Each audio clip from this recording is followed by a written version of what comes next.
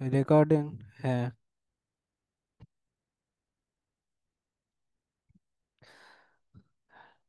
আচ্ছা, তো ক্লাস শুরু করি তাহলে।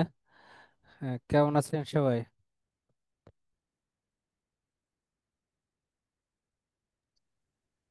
জি স্যার, ভালো আছে। আপনি কেমন আছেন? হ্যাঁ, আছি মোটামুটি। গত গত সপ্তাহে আপনাদের ক্লাসটা নেওয়ার কথা ছিল, মূলত অসুস্থ থাকার জন্য নিতে পারি নাই, এর জন্য এক্সট্রিমলি সরি। এখনো আসলে পুরাপুরি রিকভার করতে পারি নাই, তারপরও চেষ্টা করতেছি আজকের ক্লাসটা ব্রিফ করার।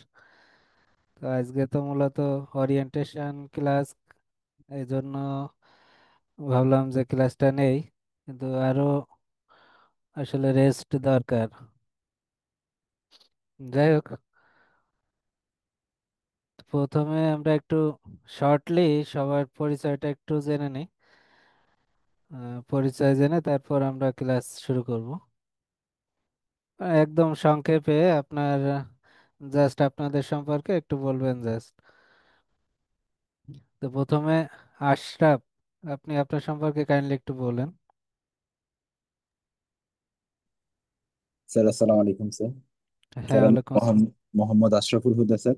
সহকারী প্রকৌশলী হিসেবে আছি স্যার, সেনা কল্যাণ সংস্থা।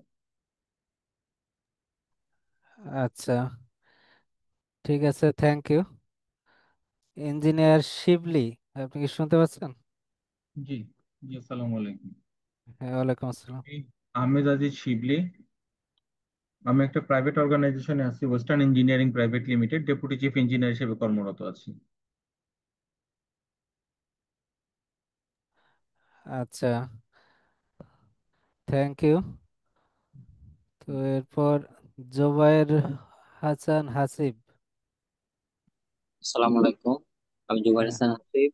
আমি একটা ডেভেলপার কোম্পানিতে প্রজেক্ট ইঞ্জিনিয়ার হিসেবে আছি এখন। আচ্ছা, ঠিক আছে, থ্যাংক ইউ। হচ্ছে সানজিদ আলম সাজিন।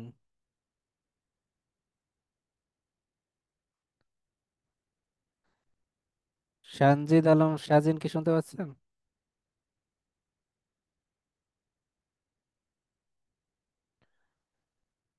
আচ্ছা, উনি হয়তো শুনতে পাচ্ছেন না অথবা মিউট করা আছেন। তো ক্লাস শুরু করি। তো সবার সঙ্গে পরিচিত হয়ে ভালো লাগলো। আশা করি আমরা আজকের ক্লাস থেকে বুঝতে পারবো যে এই কোর্সে মূলত আমরা কি কি শিখব। এই কোর্সের মেইন ডিসকাশন পয়েন্টগুলা কি হবে, কিংবা এটা আপনাদের জন্য আদৌ দরকার আছে কিনা এই কোর্সটা। তো আজকের ক্লাস থেকে মূলত আপনারা ডিসিশন নিতে পারবেন যে এই ক্লাসটা আপনার জন্য আসলেই লাগবে কিনা। তো এই জন্য মূলত আজকের ক্লাসটা নেওয়া। তো আশা করি আজকের ক্লাসের পর আপনাদের সবাইকে একসঙ্গে পাবো। তো ধৈর্য ধরে আশা করি ক্লাসটা দেখবেন, এবং কারো যদি কোনো কোশ্চেন থাকে লাস্টে সবার কাছ থেকে কোশ্চেন নেওয়া হবে, কিংবা কোর্স রিলেটেড যদি কোনো সাজেশন বা অন্য কোনো কমেন্টস থাকে তাহলে অবশ্যই লাস্টে সবার কাছ থেকে নেওয়া হবে। আচ্ছা, আমি আমার সম্পর্কে একটু বলি, আমার পরিচয়টা প্রথমে দেই। যদিও আপনারা হয়তো জেনে থাকবেন, কারণ আমি এই ডকুমেন্টটা সবার কাছে শেয়ার করছি অলরেডি। তো এখানে আমার টোটাল ওয়ার্কিং এক্সপিরিয়েন্স হচ্ছে 11.5 বছরের মতো। আমি বর্তমানে ইনফিনিটি ডিজাইন ইঞ্জিনিয়ারিং এ ডিরেক্টর এবং লিড স্ট্রাকচারাল ইঞ্জিনিয়ার হিসেবে আছি। পাশাপাশি আমি আইমার্ট ইঞ্জিনিয়ারিং পিএলসিতে ম্যানেজার স্ট্রাকচারাল ডিজাইন বা design head of the design হিসেবে আছি।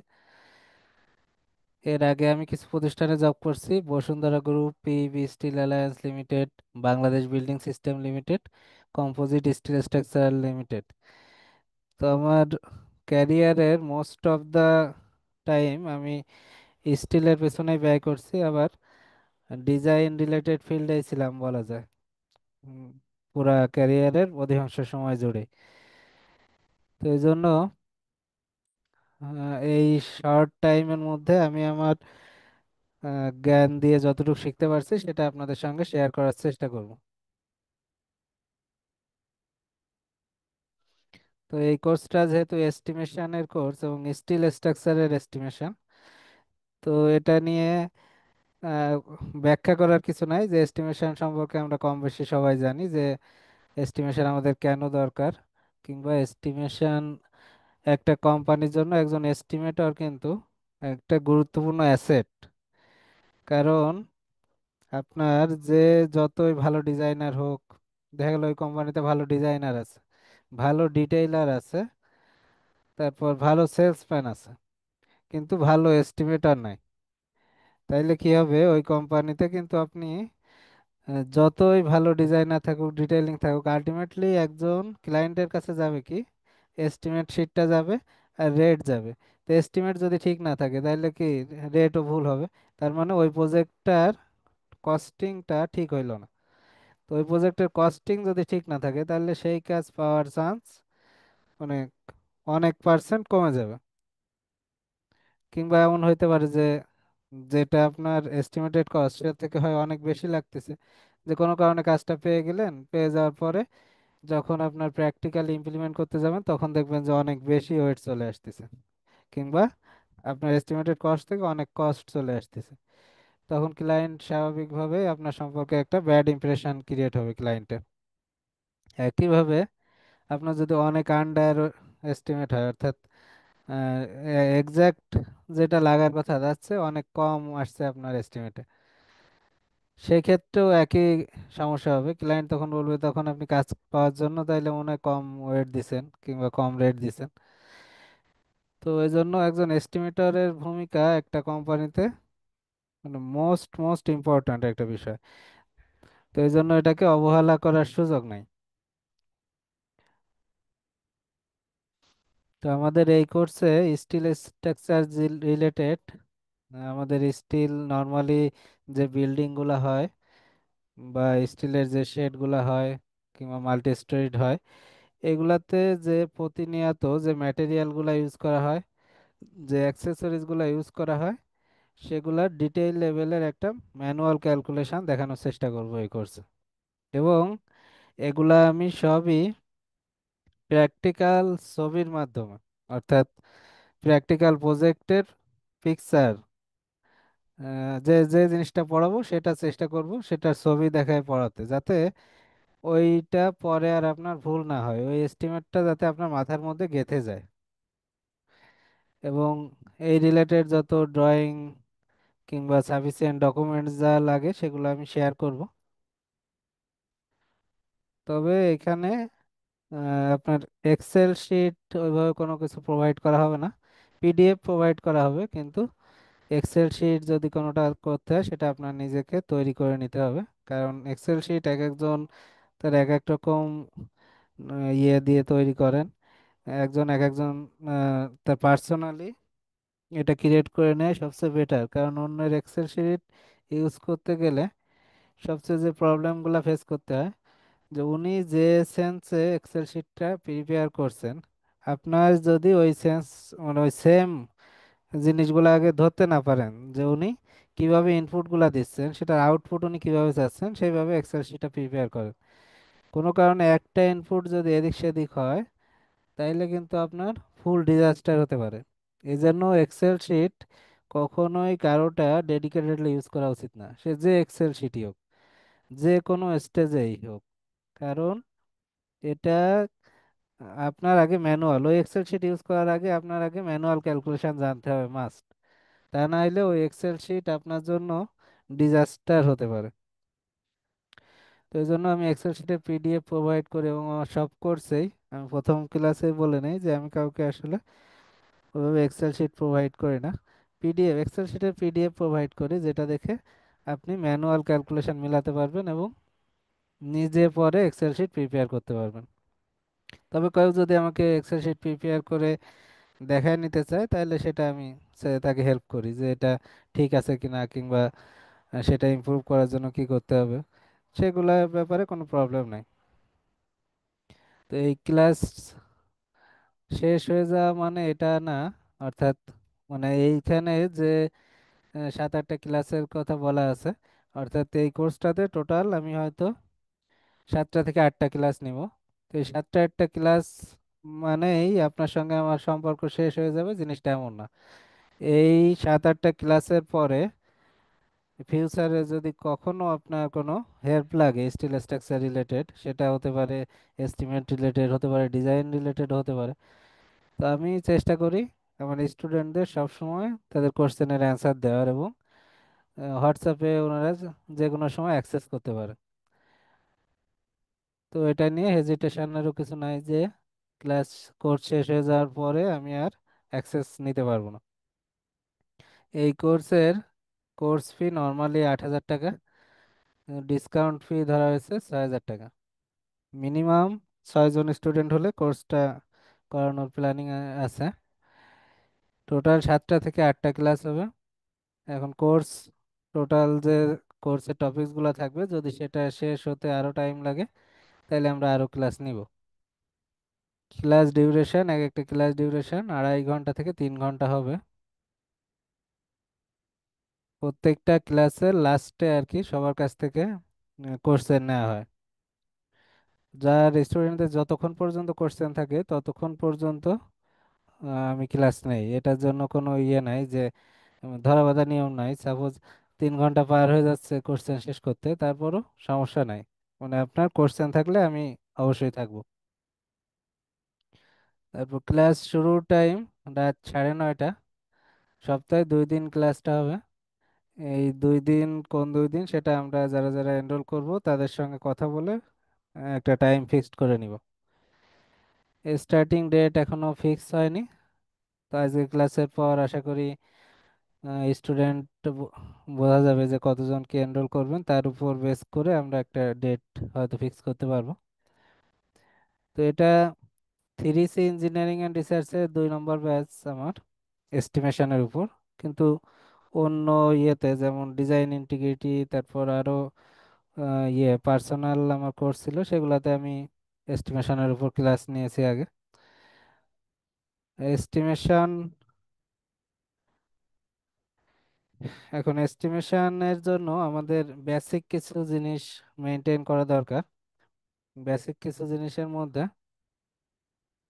কিছু স্টেপস আর কি, যে সিকোয়েন্স গুলা মেনটেন করলে আমাদের জন্য এস্টিমেট করাটা ইজি হয় আর কি। তো আমাদের যেমন আরসিসি বিল্ডিং, আমরা কম বেশি সবাই এস্টিমেটের সঙ্গে পরিচিত।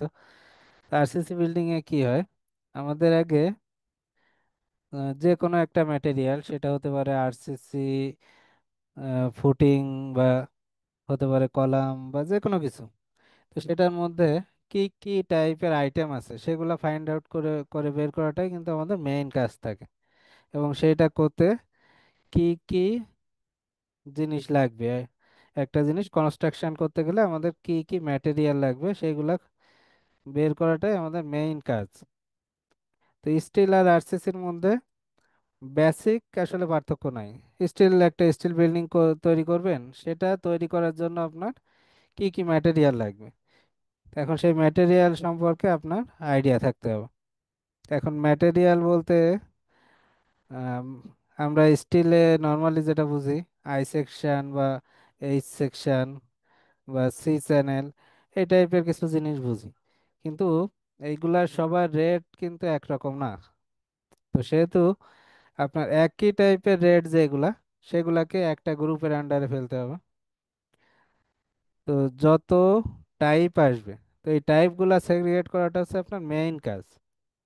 অর্থাৎ আপনি ফুল বিল্ডিং এস্টিমেট করতে পারলেন, একটা বিল্ডিং এ কতগুলা অ্যাঙ্গেল লাগবে, সেটার ওয়েট কত, কতগুলা আহ, ইয়ে প্লেট লাগবে কত কেজি, সেটার ওয়েট ক্যালকুলেট করতে পারলেন, কতগুলা নাট বোল্ট লাগবে সেগুলা ক্যালকুলেট করতে পারলেন, নাট বোল্টের ওয়েট বের করতে পারলেন। তারপর সামেশন করে একটা কেজি কিংবা টনেজ কিছু একটা আসলো। তো এই কেজির কিংবা টনের আপনি কিন্তু ওয়েট দিতে পারবেন না, এই রেট দিতে পারবেন না। আপনার রেট দিতে হবে স্পেসিফিক আইটেম ধরে ধরে।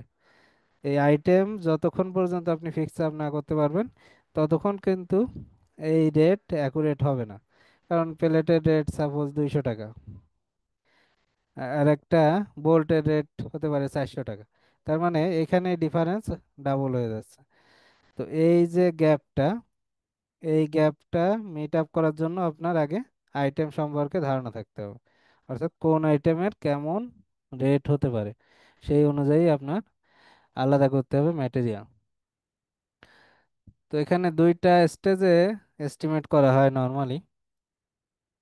এক নম্বর স্টেজ হচ্ছে আমরা যারা ডিজাইনে আছি, ডিজাইন করার পর একটা মডেল ফিক্স আপ হয়। তো এই মডেলটা রান দিয়ে পাস টাস করানো হয়, অর্থাৎ এই স্ট্রাকচারটা সাপোজ আপনি ডিজাইন কমপ্লিট করলেন। এখন ডিজাইন কমপ্লিট করলে মডেল থেকে একটা ওয়েট পাওয়া যায়, অর্থাৎ এখানে যে ম্যাটেরিয়ালগুলো দেখতেছি এগুলার একটা ওয়েট আমি মডেল থেকে পেতে পারি। তো যেটাতে আমরা মডেল থেকে যেগুলো পেয়ে যাই তখন আমাদের কাজ অনেক কমে যায়। তখন ম্যানুয়াল এস্টিমেট করা লাগে কম, বাকি অ্যাক্সেসরিজ আইটেম কিংবা শিটিং টিটিং এগুলার ক্যালকুলেশন করলেই হয়ে যায়। কিন্তু মেইন যে এই যে মেইন ফ্রেমের যে মেম্বারগুলা, তারপর এখানে যে বেসিংগুলা স্টার্ট মেম্বারগুলা যেগুলো ইউজ করা হয়েছে এগুলা আমরা মডেল থেকেই পেয়ে যাই। তো এটা একটা অপশন। আর একটা অপশন হচ্ছে ডিরেক্ট আপনাদের ড্রয়িং দেওয়া থাকে। ড্রয়িংটা হতে পারে আপনার কনসালটেন্ট প্রোভাইড করছে, হতে পারে ক্লায়েন্ট প্রোভাইড করছে। তো সেই ড্রয়িং এর মধ্যে আপনার যাবতীয় যত ইনফরমেশন থাকে সেগুলো ডিটেইল দেওয়া থাকে। তো এই ডিটেইল ড্রয়িং গুলোর মধ্যে আবার সাইজ দিয়ে বলে দেওয়া থাকে, থিকনেস বলে দেওয়া থাকে, তারপর এগুলার আবার কানেকশন ডিটেইলও, এই যে কানেকশন ডিটেইলও বলে দেওয়া থাকে। তো যখন আপনার এরকম ডিটেইল ড্রয়িং থাকবে সেখান থেকে আপনার এস্টিমেট করতে হতে পারে। অর্থাৎ একটা হচ্ছে এইগুলা দেওয়া থাকবে না প্রিলিমিনারি স্টেজে, কোটেশন দেওয়ার জন্য আর কি, প্রিলিমিনারি কোটেশন, যে যখন আপনি কাজটা পান নাই, স্টিল স্ট্রাকচারের কাজ সবেমাত্র শুরু হবে, আপনার কাছে রেট চাইছে, তখন আপনি একটা মডেল করে একটা ডিজাইন করে সেটার এগেনস্টে মডেল থেকে একটা ওয়েট বের করতে পারবেন। সেই weight plus additional accessories item plus sheeting টিটিং অ্যাডিশনাল যে আইটেম আছে সেগুলা দিয়ে একটা কোটেশন প্রিপেয়ার করতে পারবেন। আর একটা হচ্ছে ক্লায়েন্ট আপনাকে একটা ড্রয়িং দিল, সেটা কনসালট্যান্টের কাছ থেকে হোক নিজেরা করে হোক, তো সেই ড্রয়িং এর রেসপেক্টে আপনি প্রত্যেকটা আইটেম ধরে ধরে এস্টিমেট করে তারপর একটা কোটেশন শিট প্রিপেয়ার করতে পারবেন। তো এটা হচ্ছে দুইটা অপশন। যে অপশনই হোক না কেন আমাদের মেইন টার্গেট থাকবে যে সেটা আমরা মডেল থেকে ওয়েট নেই ম্যানুয়াল ক্যালকুলেশন করি, এই ওয়েটটা যেন ম্যানুয়াল ক্যালকুলেশনের সঙ্গে মডেলের ওয়েটের মিল থাকে, কিংবা ড্রয়িং এর যে সাইজ দেওয়া আছে সেটার সঙ্গে ম্যানুয়াল ক্যালকুলেশন ওকে থাকে। তো যেটাই করি না কেন আমার ম্যানুয়াল ক্যালকুলেশন ঠিক থাকতে হবে। তো এই জন্য ম্যানুয়াল ক্যালকুলেশনের কোনো বিকল্প নাই। তো প্রত্যেকটা আইটেম ধরে ধরে আমরা ম্যানুয়াল ক্যালকুলেশন শিখব, যে কিভাবে একটা মেম্বারের ম্যানুয়াল ক্যালকুলেশন করতে হবে। তো মেম্বারে যদি সাইজ দেওয়া থাকে, যদি থিকনেস দেওয়া থাকে, কয়টা লাগবে সেটা যদি আমরা ড্রয়িং থেকে বের করতে পারি, সেটা লেন্থ যদি জানি, তাইলে আমরা কিন্তু একটা মেম্বারের ওয়েট ক্যালকুলেট করতে পারবো। ওয়েট ক্যালকুলেট করার আগে আমাদের বুঝতে হবে সেই মেম্বারটা কোন টাইপের মেম্বার। তাহলে সেই মেম্বারকে এক্সেল শিটে এরকম ম্যাটেরিয়াল টাইপ, ম্যাটেরিয়াল টাইপ কি হবে সেটার একটা ঘর করতে পারি। অর্থাৎ যত বিল্ট আপ মেম্বার আছে তাকে আমি বিইউ দিয়ে ডিনোট করছি। এখন built up, cold form, hot roll এগুলা কোন মেম্বার কাকে বলে এগুলা নিয়েও ডিসকাস করব। যে আমাদের ম্যাটেরিয়াল টাইপের মধ্যে দেখেন বিল্ট আপ মেম্বার আছে, হট রোল মেম্বার আছে, কোল্ড ফর্ম মেম্বার আছে, স্ক্রু আছে, নাট বোল্ট আছে, অ্যাঙ্কর বোল্ট আছে, কানেকশন বোল্ট আছে, টিউব আছে, পাইপ আছে, চেকার প্লেট আছে, ডেকিং শিট আছে, রড আছে। তো অ্যাক্সেসরিজ আইটেম আছে অনেক। অ্যাক্সেসরিজ আইটেমের মধ্যে যেমন স্কাইলাইট আছে, তারপর লুভার আছে, রূপ মনিটর আছে, এরকম আরো অনেক অ্যাক্সেসরিজ আইটেম আছে। তো এইগুলার পর আপনার ট্রান্সপোর্টেশনের জন্য একটা ওয়েট আসবে, ফ্যাব্রিকেশনের জন্য একটা ওয়েট আসবে, ইরেকশনের জন্য একটা কস্ট আসবে, তারপর আবার পেইন্টিং থাকবে, আরো অনেক আইটেম আসতে পারে নতুন করে। তো যেগুলাই আসুক না কেন আলটিমেটলি আমাদের ম্যাটেরিয়াল টাইপটা জানতে হবে। কারণ ম্যাটেরিয়াল টাইপ, আমি প্রথমে বলছি ম্যাটেরিয়াল টাইপ না জানলে আপনি কোনো অবস্থাতেই রেটকে ফাইনাল করতে পারবেন না। তো বিল্ট আপ মেম্বার কাকে বলে? বিল্ট আপ মেম্বার স্টিলের ক্ষেত্রে আমাদের যে আই সেকশন, আমি যদি কিছু ছবি দেখে,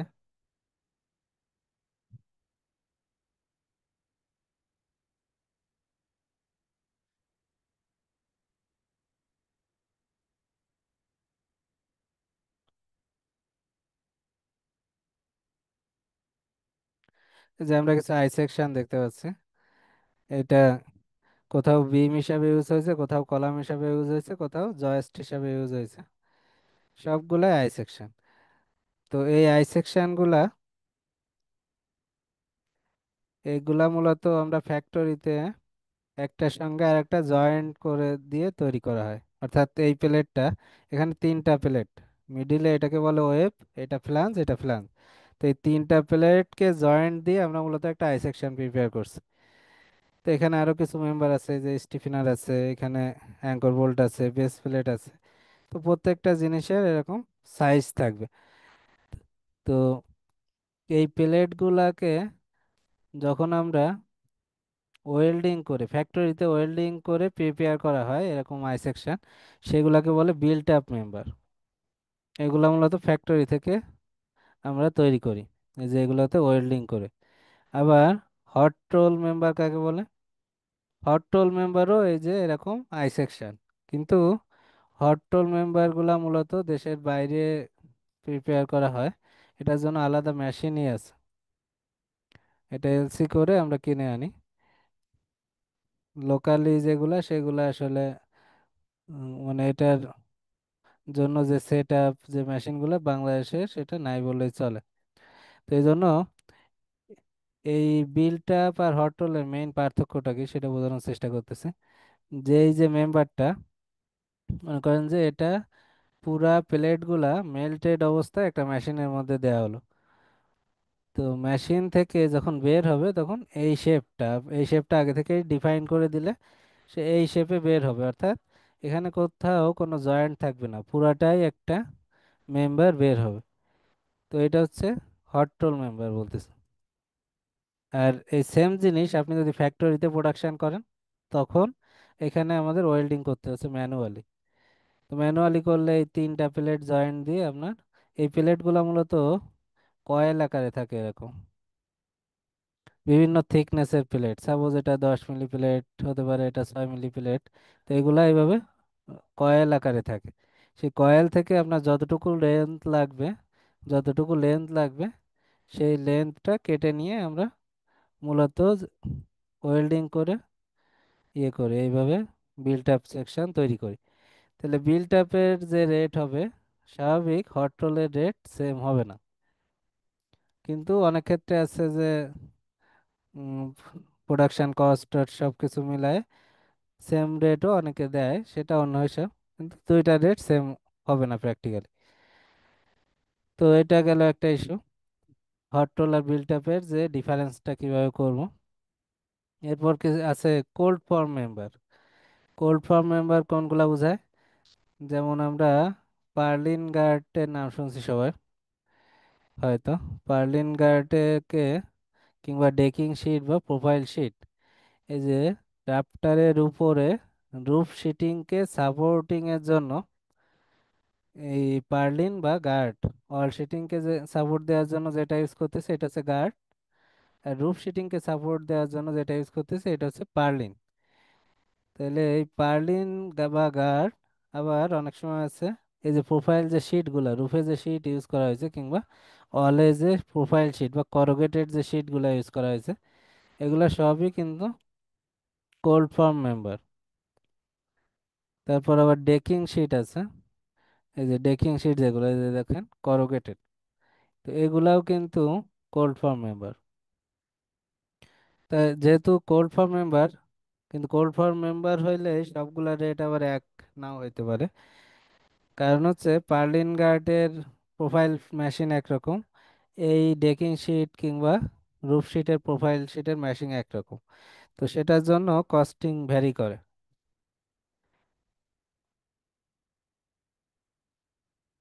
তাইলে আপনার এই ইয়েগুলা জানতে হবে যে আহ, শুধু যদি কোল্ড ফর্ম মেম্বার বলে সব কোল্ড ফর্ম একই রেটের মধ্যে নিয়ে যান, তাইলে কিন্তু আপনার রেটটা ঠিক আসবে না। তো এরপর এই বিল্ডিং তৈরি করতে যে কোথায় কোথায় নাট বোল্ট লাগে, কোথায় স্ক্রু লাগে, পার্লিন, একটা পার্লিন আর একটা পার্লিনের জয়েন্টে ল্যাপিং কতটুকু দিতে হয়, সে ল্যাপিং এর মধ্যে কয়টা স্ক্রু দেওয়া লাগে, তো এরকম খুঁটিনাটি, মানে একদম সিম্পল এবং খুঁটিনাটি যে জিনিসগুলা, এইগুলা আপনার যদি ফুল স্ট্রাকচার সম্পর্কে ভালো নলেজ না থাকে, তাইলে আপনি কখনোই একজন ভালো এস্টিমেটর হতে পারবেন না। এটা হচ্ছে মানে চিরন্তন সত্য কথা। তো এই জন্য আপনার আগে স্টিল স্ট্রাকচারের এরকম লাইভ পিকচার, তারপর লাইভ ছবি, এগুলো ভালো মতো দেখতে হবে, তারপর ড্রয়িং স্টাডি করতে হবে। কারণ আমার এই 7-8টা ক্লাসে আমি প্রত্যেকটা আইটেম কিভাবে ওয়েট ক্যালকুলেট করতে পারি, করা যায়, তারপর এটা যতটুকু সম্ভব আপনাকে প্র্যাকটিক্যাল ছবি দেখানোর চেষ্টা করতেছি, কিন্তু এইটাই কিন্তু সব না। একজন ভালো এস্টিমেটর হতে গেলে আপনাকে অবশ্যই সাইটে র্যান্ডমলি যাইতে হবে এবং সেটা ড্রয়িং এর সঙ্গে মিলাই দিতে হবে যে প্র্যাকটিক্যালি ড্রয়িং এর সঙ্গে যেটা আছে সাইটে কি সেটা আছে কিনা, এবং আমি যেটা এস্টিমেট করতেছি আদৌ কি সেটা ঠিক হচ্ছে কিনা। তো এইভাবে র্যান্ডমলি যখন আপনি কয়েকটা প্রজেক্ট ভিজিট করবেন, তখন আপনি দেখবেন যে আপনার প্রজেক্ট সম্পর্কেও আইডিয়া বাড়তিছে, আবার এস্টিমেট সম্পর্কেও আইডিয়া বাড়তিছে।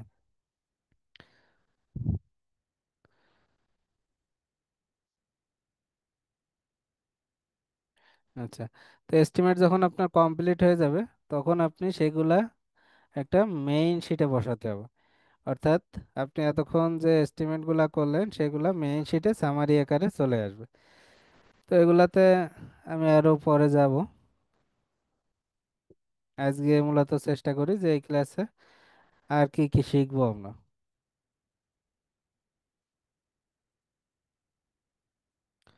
তো এটা হচ্ছে আমাদের কোর্স আউটলাইন।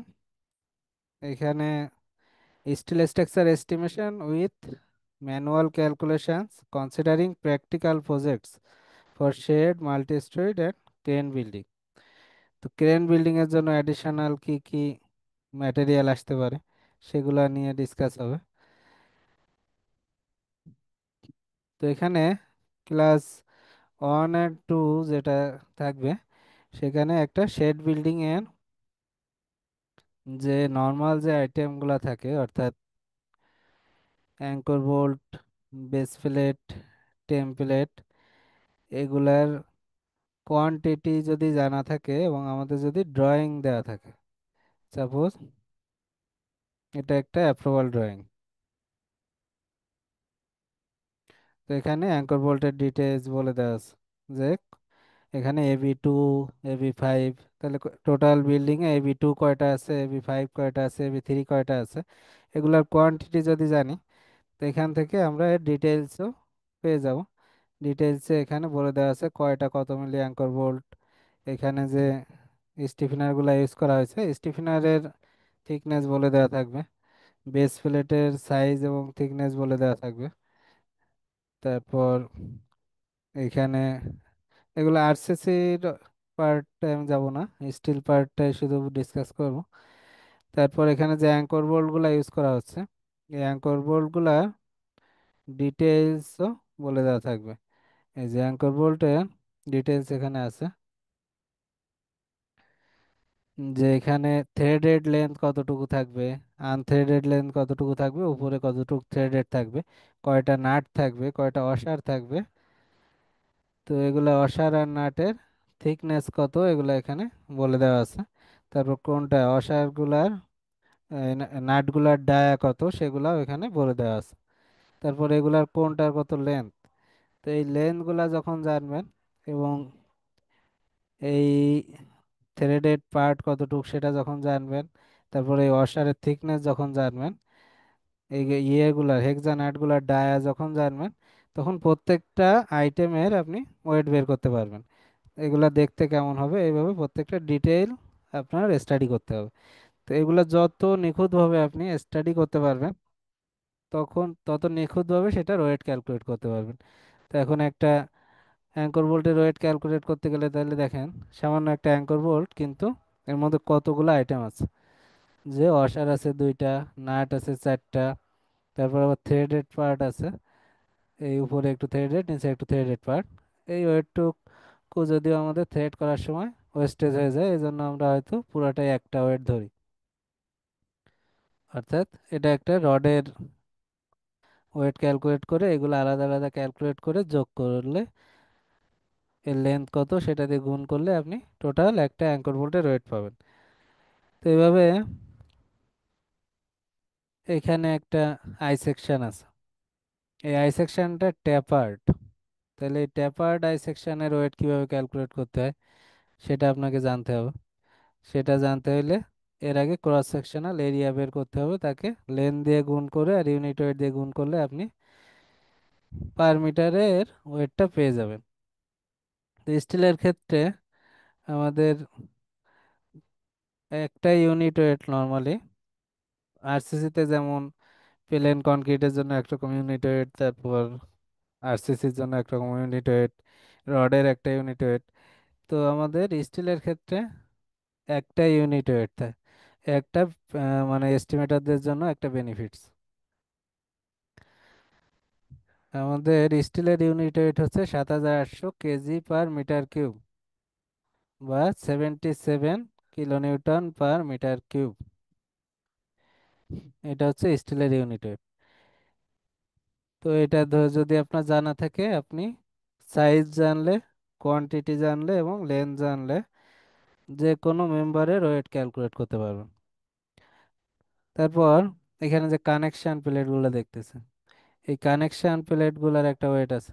অর্থাৎ এই যে আই সেকশনটা আসছে, আপনি এই কলামটা নিচ থেকে শুরু হয়েছে কোথা থেকে, বেস প্লেটের বটম, বেস প্লেটের উপর থেকে কলাম শুরু হয়েছে, বেস প্লেটের একটা ওয়েট আছে।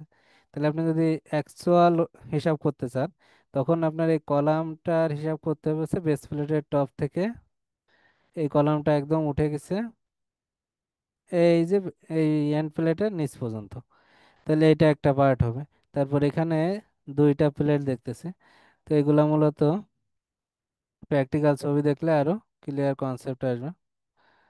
এই যে এখানে একটা কলাম এই পর্যন্ত উঠে গেছে, এরপর এই যে দুইটা প্লেট, এখানে একটা প্লেট এখানে একটা প্লেট। তো এই প্লেটগুলা, এই দুইটার ওয়েট তো আলাদা, তাইলে এটা আপনার আলাদাভাবে ম্যানুয়াল ক্যালকুলেশন করতে হবে। তো এইভাবে মানে যত সূক্ষ্মভাবে আপনি চিন্তা করতে পারবেন, যত সূক্ষ্মভাবে ড্রয়িংটা স্টাডি করতে পারবেন, তত আপনার এস্টিমেটের প্রিসিশননেসটা বেড়ে যাবে আর কি।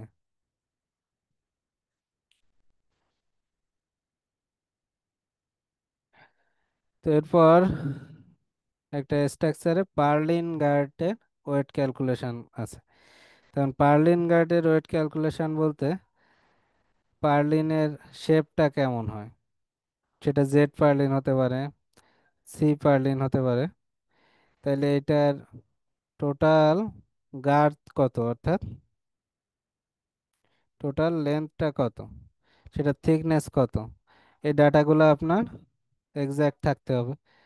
হতে পারে এখানে আপনার 260 মিলি, এখানে আছে সাপোজ 200 মিলি। এখন একজন এস্টিমেটর হিসাব করলো যে এটাকে 200 যোগ 60 যোগ 60 যোগ 20,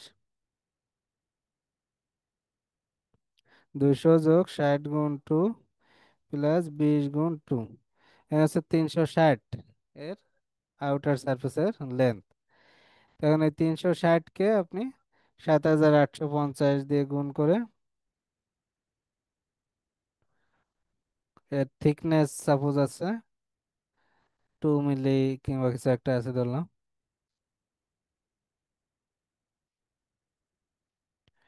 তাহলে আমি এখানে কি কি পাইলাম, লেন্থ পাইলাম আর থিকনেস পাইলাম আর ইউনিট ওয়েট দিয়ে গুণ করছি। তো একে মিলিমিটারে আছে সবকিছু। তো একে 1000,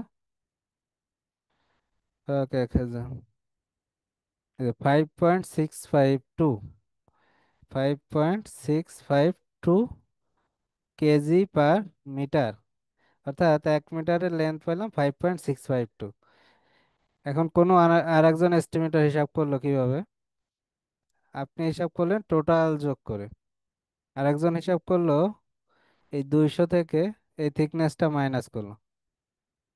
অর্থাৎ এই 200 থেকে এখানে যে থিকনেস আছে 2 মিলি 2 মিলি 4 মিলি, তাহলে এখানে তার আসলো কত?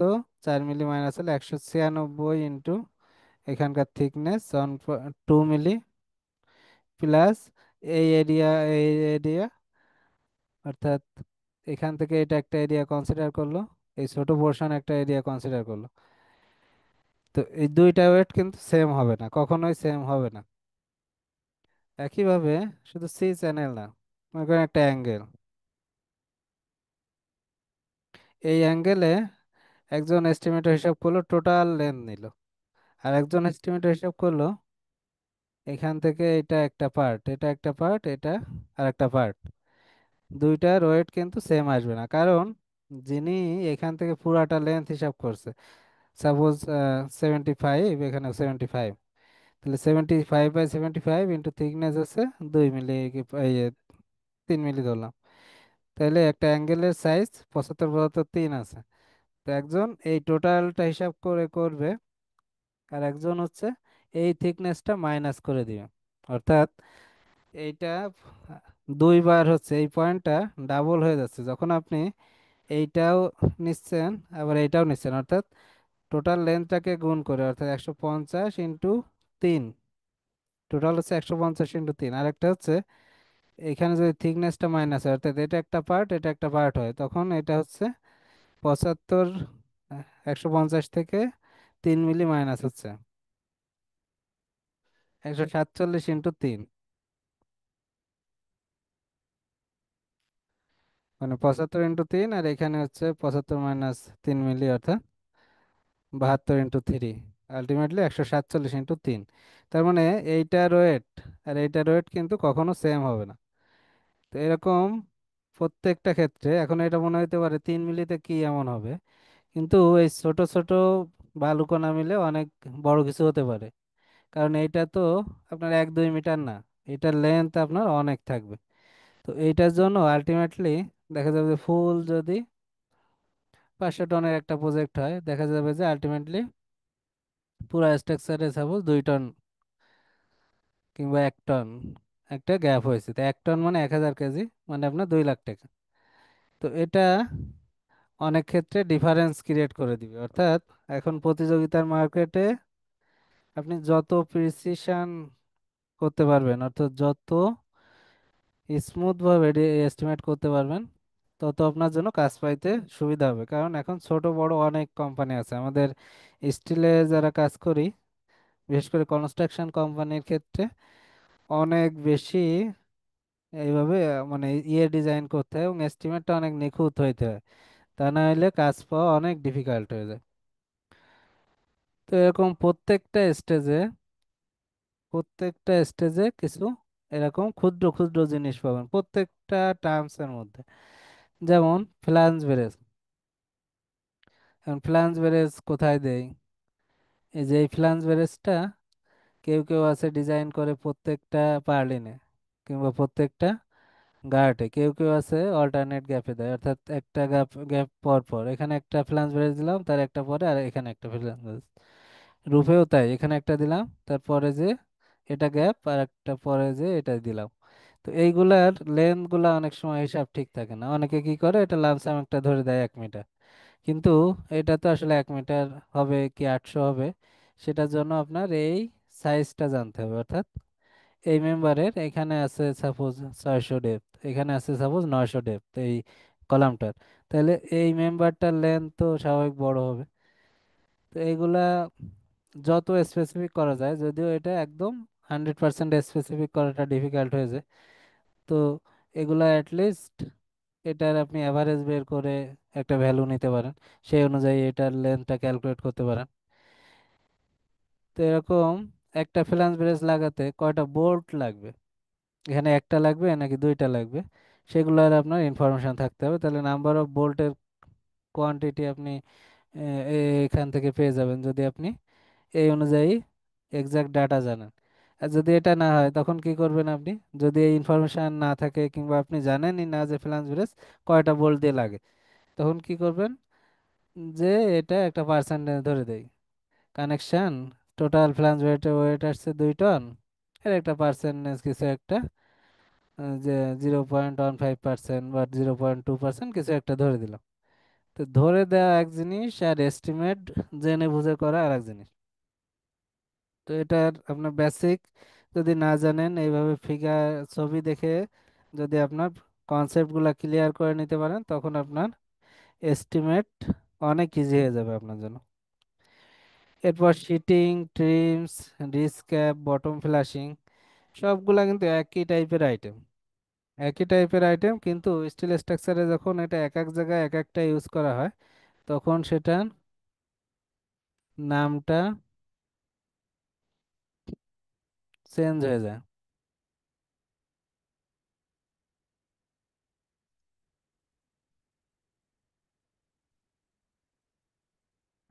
অর্থাৎ শিটিং, ট্রিমস,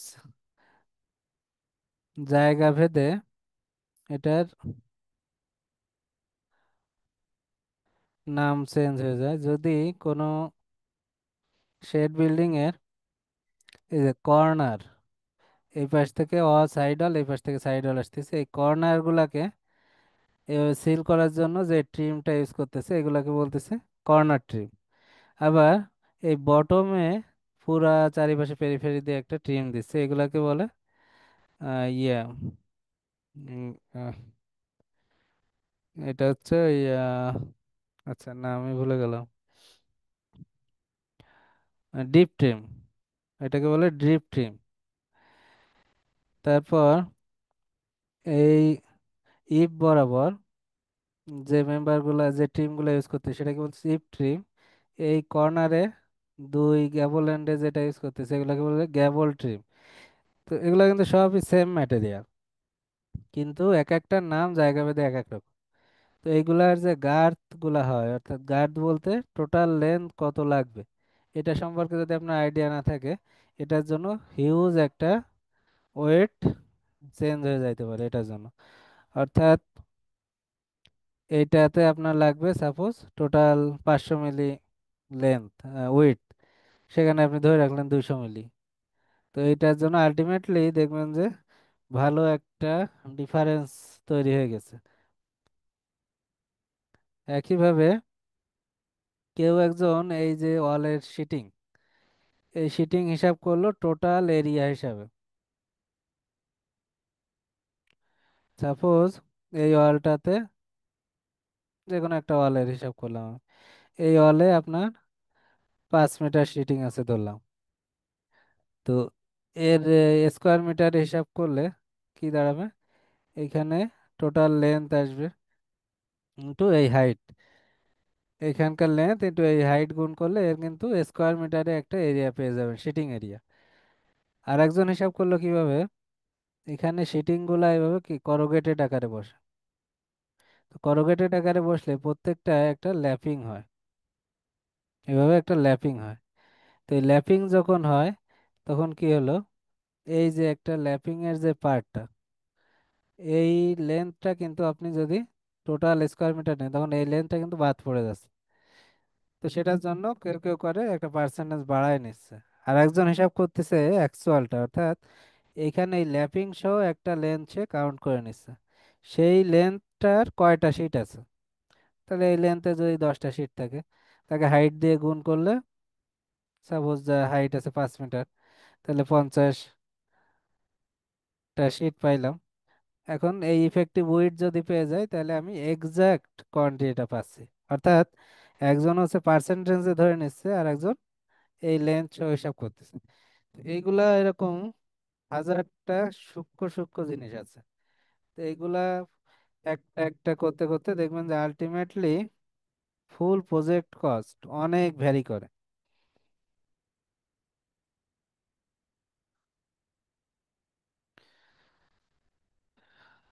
তারপর এখানে অ্যাক্সেসরিজ আইটেমের মধ্যে ক্যানোপি আছে, রূপ মনিটর আছে। অনেকে যেটা করে, ক্যানোপি নিজেদের মতো একটা লামসাম দিয়ে দেয়, কিন্তু এই ক্যানোপির জন্য স্পেসিফিক ভাবে কয়টা পার্লিন লাগবে, তারপর এটার জন্য কতটুকু শিটিং লাগবে, এখানে নিচে সফিট প্যানেল হবে কিনা, তারপর এখানে আপনার অ্যাডিশনাল কোনো ব্রেসিং লাগবে কিনা, কোনো স্যাগ রড লাগবে কিনা, এগুলো অনেকগুলা, মানে প্রত্যেকটা ডেপথে ঢুকতে হবে। সেইগুলো ইনফরমেশন যদি না থাকে, আপনি একটা ক্যানোপি আসলে আপনি একটা ক্লায়েন্টকে লামসাম একটা ওয়েট দিয়ে দিলেন, যে ক্যানোপির লেন্থ একটা ধরলেন 2 মিটার, প্রজেকশন ধরলেন 2 মিটার বা 2.5 মিটার, কিছু একটা প্রজেকশন ধরে একটা অ্যাজ ইউজুয়াল ইয়ে দিয়ে দিলেন, ক্যানোপির এস্টিমেশন। এটা কিন্তু কখনোই জাস্টিফাইড না, কারণ এই ক্যানোপির উপর আপনার উইন্ড লোড আসবে, ডেড লোড, লাইভ লোড আসবে। তো উইন্ড লোডের জন্য একটা ভ্যারিয়েশন ক্রিয়েট হবে, অর্থাৎ কোনো প্রজেক্ট যদি সিলেটে হয়, আবার কোনো প্রজেক্ট যদি কক্সবাজার হয়, কিংবা কোনো প্রজেক্ট যদি ঢাকায় হয়, কোনো প্রজেক্ট যদি কক্সবাজার হয়, দুইটার ক্যানোপির ওয়েট কখনোই এক হইতে পারে না। কারণ কি? কারণ এখানে শিটিং এর ওয়েটটা হয়তো এক আসলো, কিন্তু এই যে পার্লিনের কোয়ান্টিটি আপনার ঢাকাতে একরকম লাগবে, কক্সবাজারে আর এক রকম লাগবে। তো সেহেতু যখনই পার্লিনের কোয়ান্টিটি বেড়ে যাবে, তখন সেটার জন্য নাট বোল্ট বেড়ে যাবে, ফ্ল্যাশ ব্রেস অ্যাঙ্গেল থাকলে সেটা বেড়ে যাবে, স্যাগ রড থাকলে স্যাগ রডের কোয়ান্টিটি বেড়ে যাবে। তো এরকম প্রত্যেকটা জিনিসের ডেপথে ঢুকতে হবে। এরপর রূপ মনিটরের ক্ষেত্রেও একই কথা, ক্যানোপি যেমন, রূপ মনিটরও সেম। একটা ডিস ভেন্টিলেটর বানাইতে গেলে আমাদের কি কি আইটেম লাগে, তারপর কোনো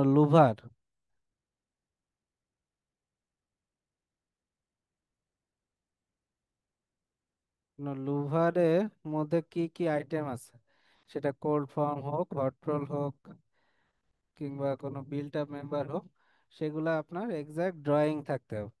তা নাহলে আপনি লামসাম কোনো ওয়েট দিলে আলটিমেটলি লুজার হবেন আপনি। তারপর এখানে আরো আইটেম আছে, যেমন ফ্যাসিয়া আছে। ফ্যাসিয়া কি জিনিস? ফ্যাসিয়া হচ্ছে আমাদের স্টিল বিল্ডিং এ যেটা অনেক সময় রিজ লাইন যাতে দেখা না যায়, এটা হচ্ছে রিজ লাইন। তো আপনি সাইড থেকে, অর্থাৎ সাইড থেকে দাঁড়ায় যখন দেখবেন, তখন নর্মালি শেড এরকম দেখা যায়, যে কোনো এই পাশ থেকে কিংবা এই পাশ থেকে যাই দেখেন না কেন। তো এই রিজটা এইভাবে দেখা যায়। তো এখন এইটাকে কেউ কেউ আছে দেখতে চান না, তখন কি করেন, এই ওয়ালটাকে এই পর্যন্ত উঠায় দেন, অর্থাৎ এইটাকে ঢেকে রাখার জন্য এখানে শিটিং করে। একইভাবে এই পাশে পুরাটা শিটিং করে ফেলেন, তাইলে আর ওই রিজ লাইনটা দেখা যায় না। তখন সেটার জন্য আপনার এইটাকে তখন বলে ফ্যাসিয়া, মানে আমরা প্যারাপেট ওয়াল বলি যেমন আরসিসি তে, স্টিলে হচ্ছে ফ্যাসিয়া। তো এই ফ্যাসিয়ার জন্য আপনার আলাদা ক্যালকুলেশন আছে, এটার জন্য আলাদা পার্লিন গার্ডের কোয়ান্টিটি আসবে। তো এটা আপনার ডিজাইনারের কাছ থেকে নিয়ে নিতে হবে।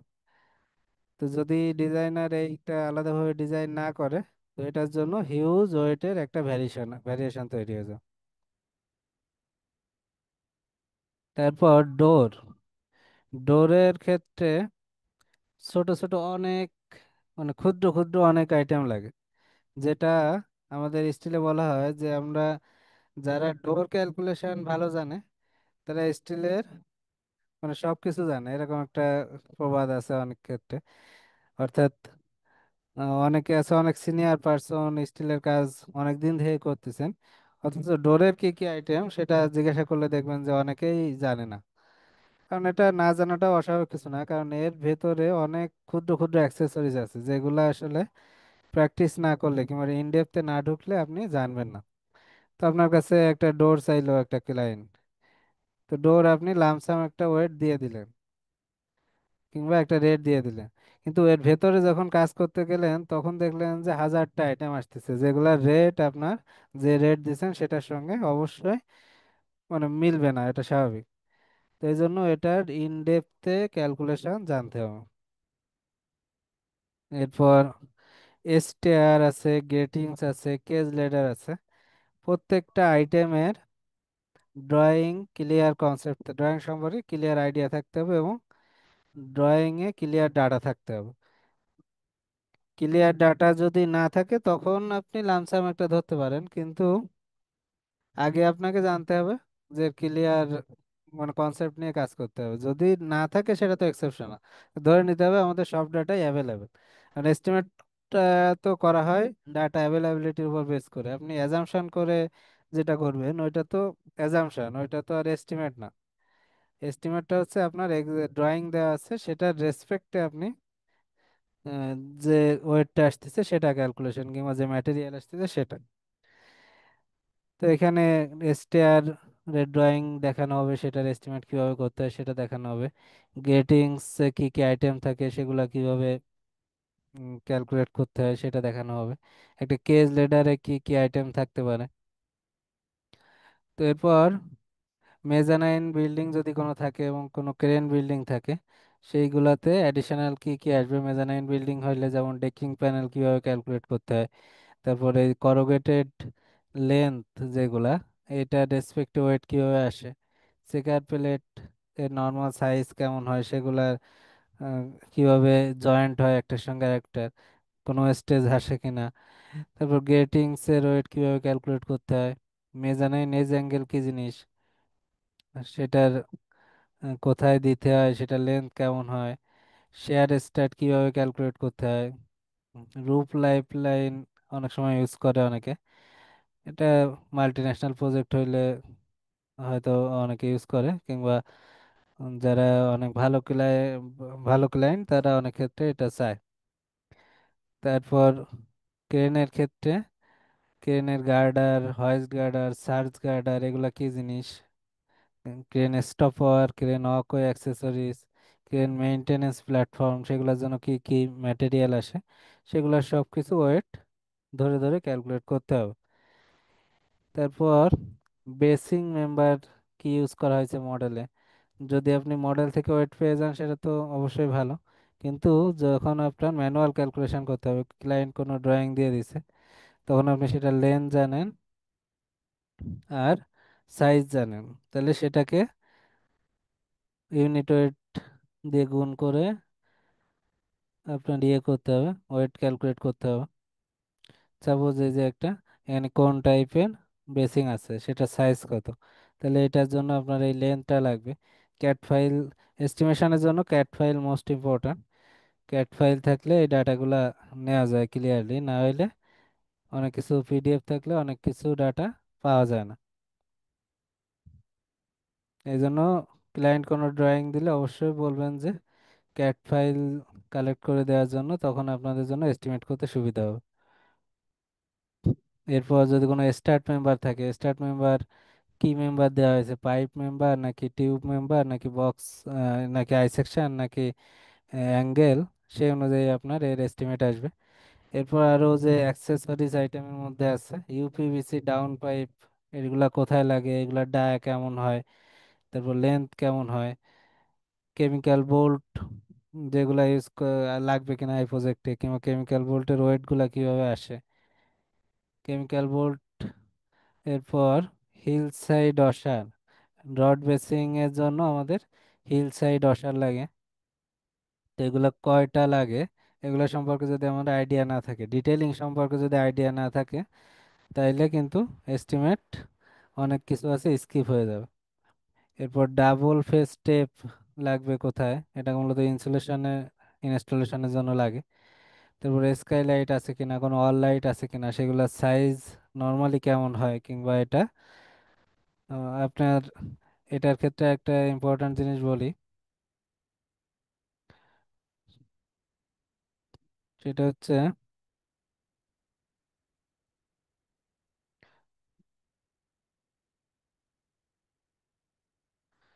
সাপোজ এটা একটা রূপ। তো এই রুফের শিটিং আপনি এখানে একটা এরিয়া এখানে একটা এরিয়া ধরে রুফের শিটিং এরিয়া সাপোজ কিছু একটা পাইলেন, বললাম 5,000 স্কোয়ার মিটার কিংবা কিছু একটা। এখন এই রুফের উপর 10টা স্কাইলাইট আছে, সেই 10টা স্কাইলাইটের এক একটা লেন্থ 3.2 মিটার বাই হচ্ছে 1,025, ধরে নিলাম এরকম। স্ট্যান্ডার্ড উইডথ এরকমই হয়, আর লেন্থ এরকমই হয়। তো 3 মিটার বা 3 প্লাস মাইনাস এরকম থাকে। তো এখানে দেখেন 10 × 3.2 গুণ 1.025, 32 স্কোয়ার মিটার মাইনাস হয়ে গেল। অর্থাৎ এই 5,000 square meter total seating area থেকে 32 স্কোয়ার মিটার মাইনাস হলো। তো আপনার সিটিং এর ওয়েট যদি একটা ধরলাম 200 টাকা যদি ধরি, স্যার কিউবিক মিটার হবে না স্যার? না আমি স্কোয়ার মিটার হিসাব করছি তো। এটা 10 তো কোয়ান্টিটি, নাম্বার অফ। ও আচ্ছা স্যার, ঠিক।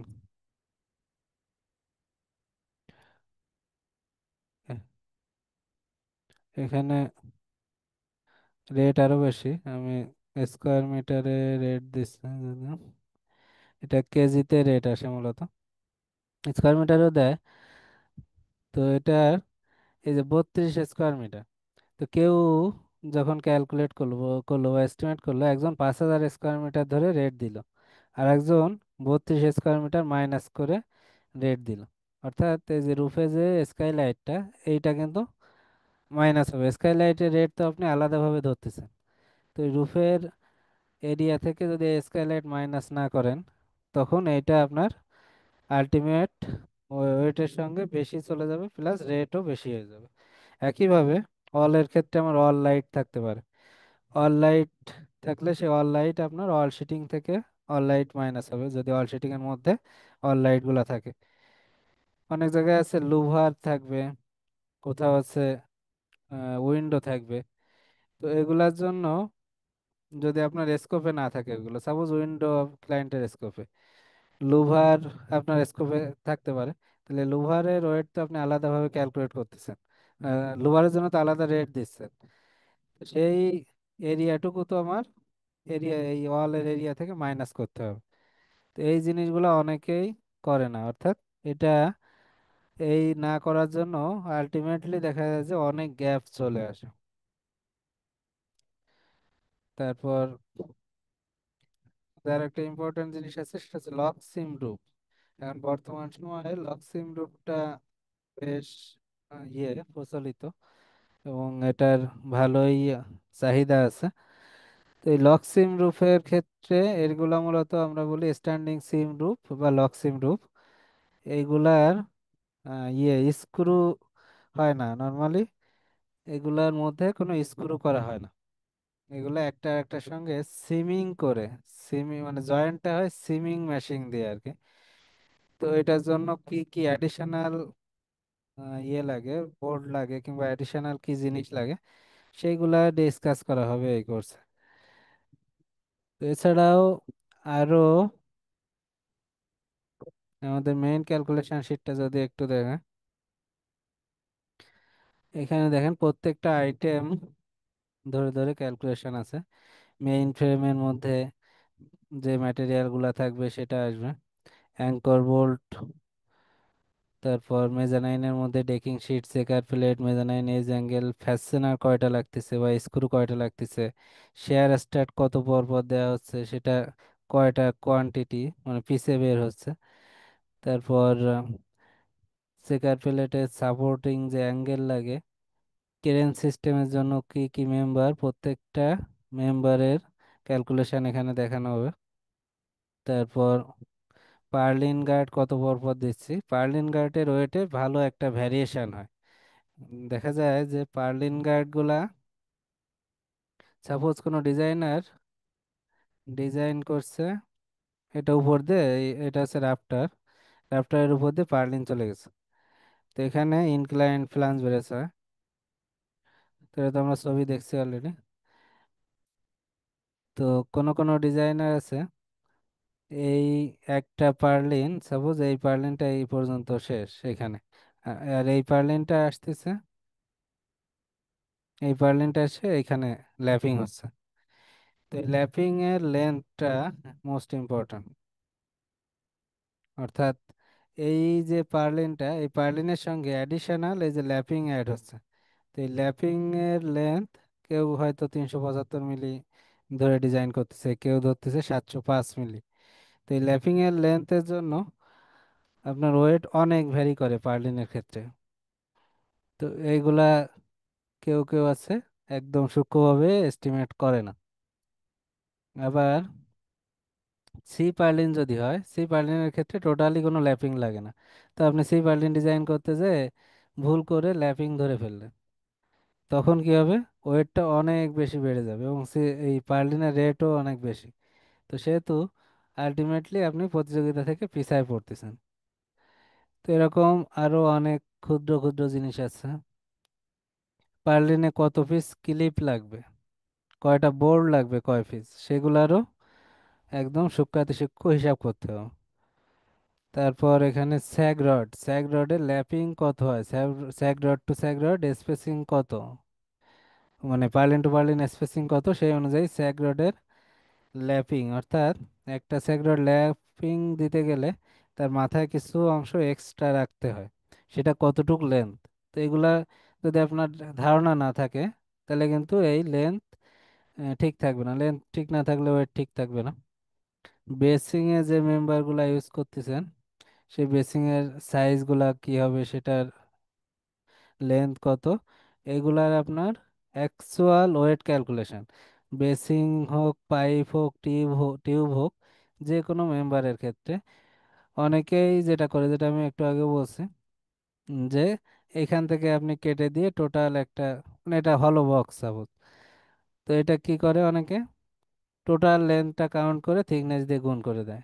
তো সেটা করলে আপনার ওয়েট কিন্তু বেশি চলে আসবে। আলটিমেটলি এটা হওয়ার কথা, এটা একটা পার্ট, এটা একটা পার্ট, একে 2 দিয়ে গুণ, আর এটা একটা পার্ট, এটা একটা পার্ট, অর্থাৎ আপনি যদি টোটাল লেন্থ নেন তখন এই পার্টটা ডাবল হয়ে যাচ্ছে, এই পার্টটা ডাবল হয়ে যাচ্ছে। তো এই ডাবল ওয়েট কিন্তু অ্যাকসেপ্টেবল না।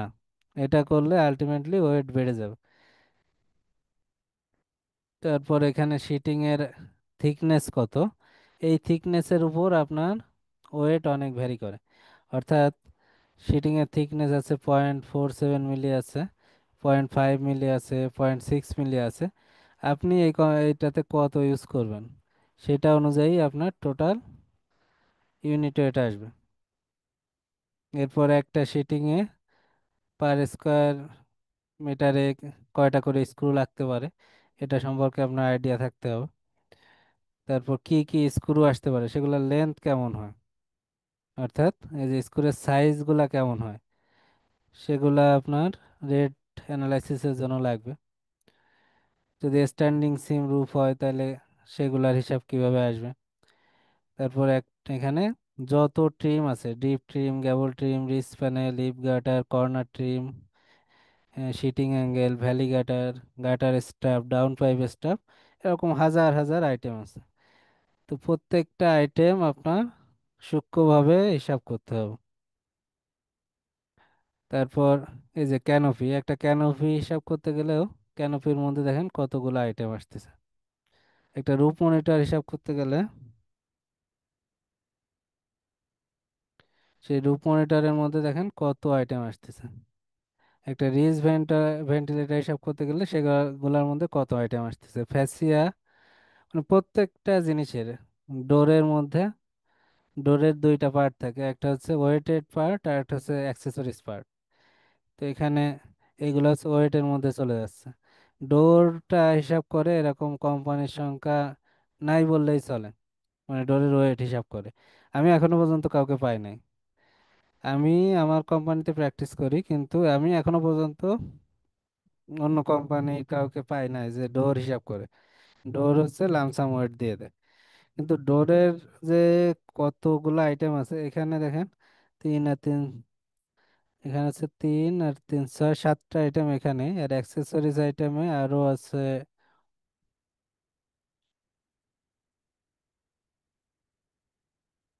এই যে ডোরের জন্য আরো আছে এখানে আরো 6 7টা, 14টা আইটেম শুধু ডোরে। তো এগুলো প্রত্যেকটা আইটেম যদি আপনি বের করতে না পারেন, তাহলে আলটিমেটলি ওয়েট কিন্তু ঠিক আসবে না, আবার রেটও ঠিক আসবে না। এসটিআর, একটা এসটিআর ক্যালকুলেট করতে গেলে দেখেন এসটিআর এর মধ্যে কতগুলো আইটেম থাকে। তো প্রত্যেকটা আইটেম আমি চেষ্টা করব এখানে দেখানোর জন্য।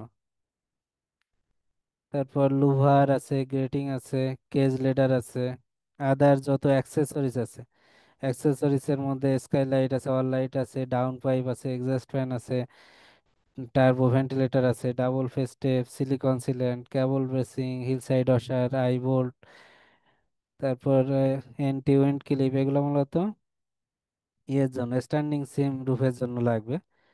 Foam filler with steel filler, এরকম আরো অনেক আইটেম আছে যেগুলা হয়তো আপনারা নামই শোনেন নাই। তো এইগুলা আলটিমেটলি এই কোর্সে আমি চেষ্টা করব পুরা এই এক্সেল শিটটা টপ টু বটম আপনাদেরকে প্রত্যেকটা আইটেম ধরে ধরে দেখানো। কিছু একদম যে 100% দেখাতে পারবো সেটা বলাও ভুল, কারণ কিছু জিনিস আছে যে একদম মানে যেটা চেষ্টা করলেও আপনি এর চেয়ে সূক্ষ্ম আর মানে ইয়ে করতে পারবেন না, প্রিসিশন লেভেলে যাইতে পারবেন না, সেগুলো আলাদা হিসাব। কিন্তু এর ছাড়া বাকি যেগুলা মানে আমরা অ্যাজ ইউজুয়াল দেখি কিংবা অ্যাজ ইউজুয়াল প্র্যাকটিস করি সেগুলা নিয়ে সবই ডিসকাস করা হবে এখানে। তো এইভাবে আমাদের 7টা ক্লাস লাগুক 8টা ক্লাস লাগুক আমরা ক্লাসগুলা নিব, কারণ এস্টিমেট আসলে এভাবে নির্দিষ্ট ক্লাসের সংখ্যা হিসাব করে বলা মুশকিল। এটা প্রায় কোনো ব্যাচে বেশি টাইম লাগে, কোনো ব্যাচে কম টাইম লাগতেই পারে, কারণ এগুলো ডিপেন্ড করে স্টুডেন্টদের নেওয়ার ক্যাপাসিটি, তারপর আবার স্টুডেন্টরা কোশ্চেনের উপর সব কিছু ডিপেন্ড করে। তো এই কোর্স রিলেটেড যত ডকুমেন্ট আছে সেটা তো বলছি দিয়ে দিব, শুধুমাত্র এক্সেল শিট ছাড়া। তো এটাই মূলত আজকের কোর্সের মেইন ডিসকাশনের বিষয়বস্তু ছিল। আপনাদের যদি কারো কোনো কোশ্চেন থাকে তো করতে পারেন।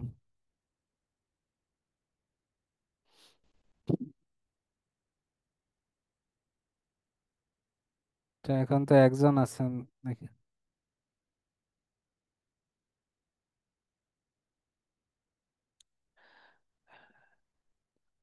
হ্যালো, রাকিব ভাই কি শুনতে পাচ্ছেন?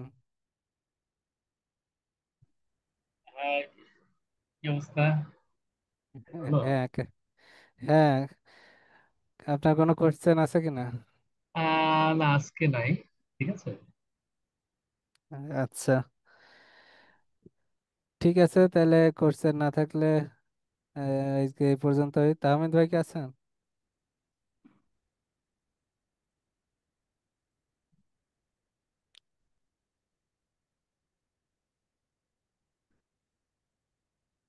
তাহমিদ ভাই কি আছেন?